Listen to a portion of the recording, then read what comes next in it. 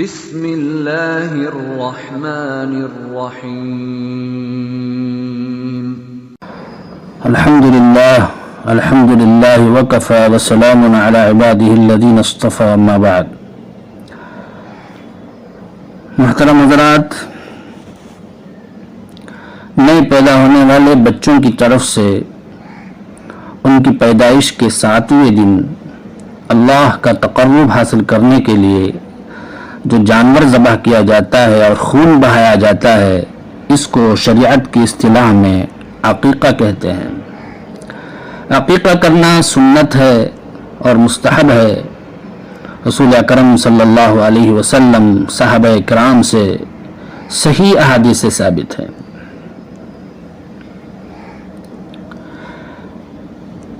چنانچہ بخاری شریف کی روایت ہے، اللہ کے نبی صلی اللہ علیہ وسلم نے فرمایا، مع الغلام عقیقہ فأحرقوا عنہ دما وأمیتوا عنہ الأذى، یعنی بچوں کے لیے عقیقہ ہے، سنت ہے، مستحب ہے، لہذا تم ان کی طرف سے خون بہاؤ اور ان سے گندگی کو یعنی سر کے بالوں کو دور کرو۔ اور ایک حدیث میں ہے، اللہ کے نبی صلی اللہ علیہ وسلم نے فرمایا،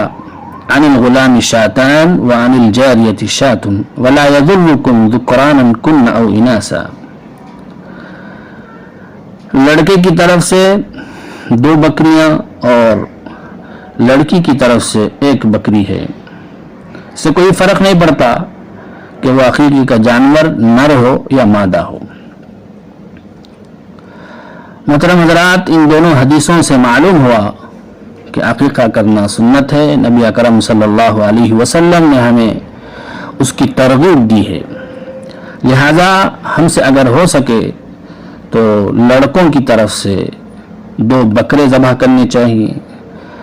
چاہے بکرا ہو بکری ہو، کوئی حرج نہیں۔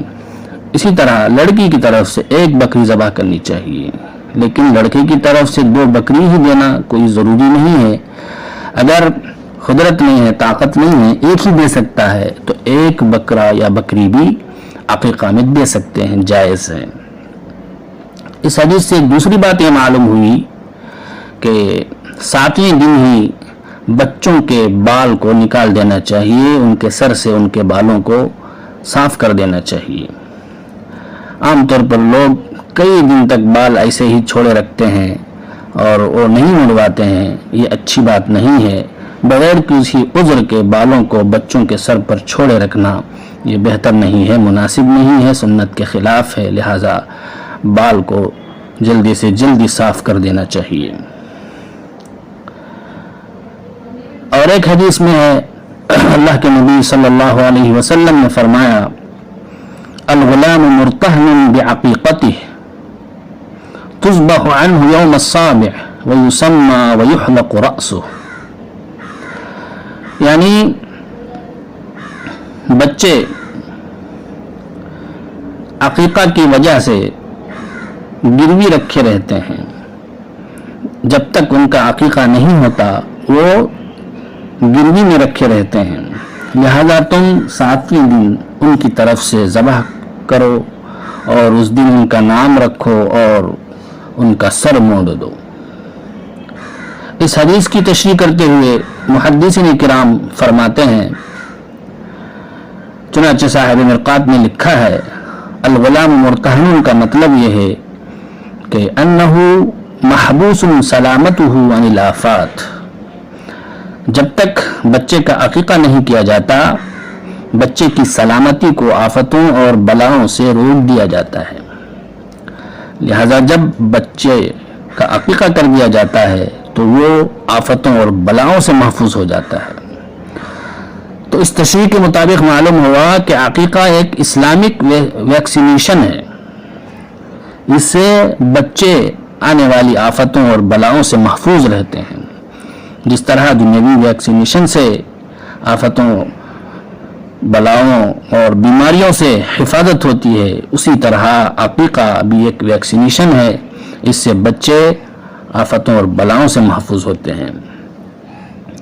دوسرا مطلب محدثین کرام نے اس حدیث کا یہ بیان کیا ہے کہ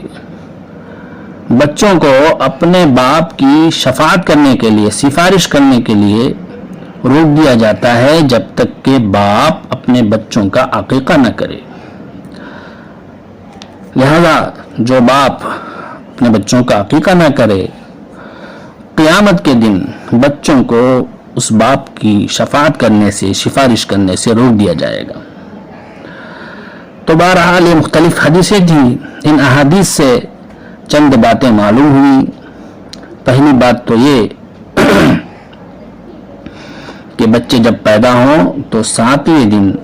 ان کا عقیقہ کرنا چاہیے اور ان کا بال منڈوانا چاہیے اور ان کا کوئی اچھا سے اچھا نام رکھنا چاہیے اور ختنہ کرنا چاہیے۔ لہذا باپ کی ذمہ داری ہے کہ اگر وہ عقیقہ کر سکتا ہے، طاقت ہے، تو اسے چاہیے کہ نبی اکرم صلی اللہ علیہ وسلم کی سنت کو زندہ کرے تاکہ وہ اللہ کے نزدیک اجر عظیم کا مستحق ہو اور نئے پیدا ہونے والے بچوں کو اللہ کے حکم سے آفتوں اور بیماریوں سے راحت مل سکے اور نیز کل قیامت کے دن باپ بچوں کی شفاعت کا مستحق بن سکے۔ اللہ تعالی ہم میں سے ہر ایک کو اس کی توفیق عطا فرمائے، آمین۔